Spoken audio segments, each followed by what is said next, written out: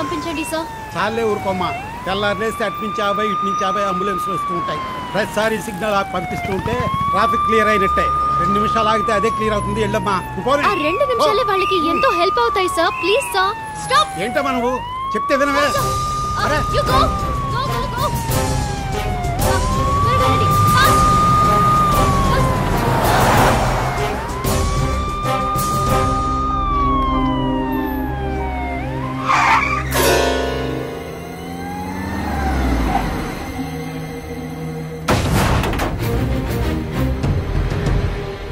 చాలా thanks baby.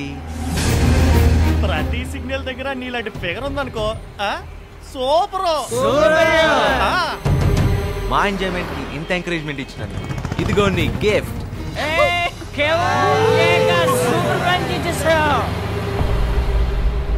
ఇప్పుడైనా అర్థమైందమ్మా నీ అమాయకత్వం. అంబులెన్స్లో పేషెంట్స్ మాత్రమే వెళ్తారనుకున్నావు.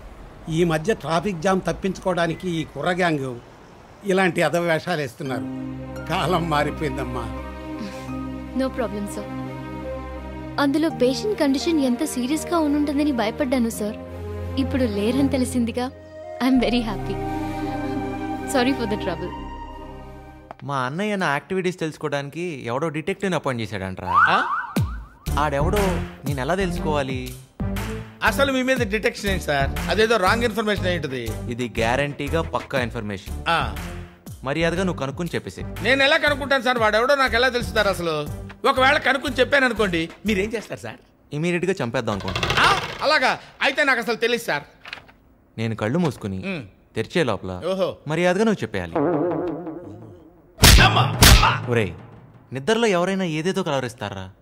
నువ్వేంట్రా నేను డిటెక్టివ్ని నేను డిటెక్టివ్ని నేను డిటెక్టివ్ని అని కలవరేస్తున్నావు?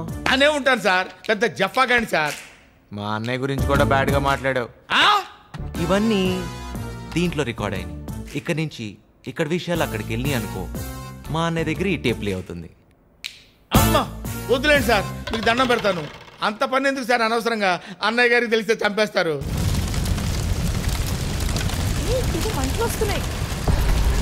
అరే, ఏదో కార్ యాక్సిడెంట్ అయినట్టుంది.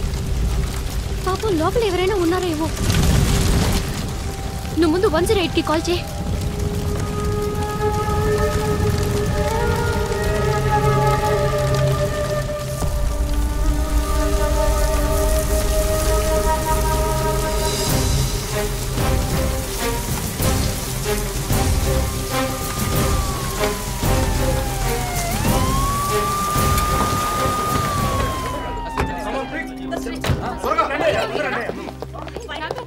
మంటలు ఆరిపోయాయిగా. ఎవరు ఆరిపారు?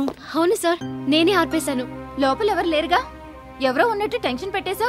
లోపల ఎవరూ లేనందుకు మనమంతా హ్యాపీగా ఫీల్ అవ్వాలి. ఉంటే వాళ్ళని ఏ పరిస్థితుల్లో చూడాల్సి వచ్చేదో. Thank God.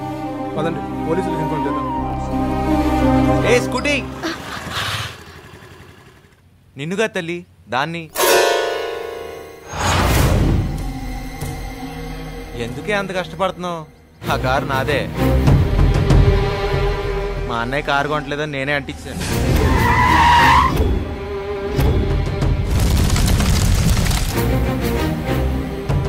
అనవసరంగా ఇలాంటి రిస్కులు తీసుకోకమ్మా, ఆవిరైపోతావు.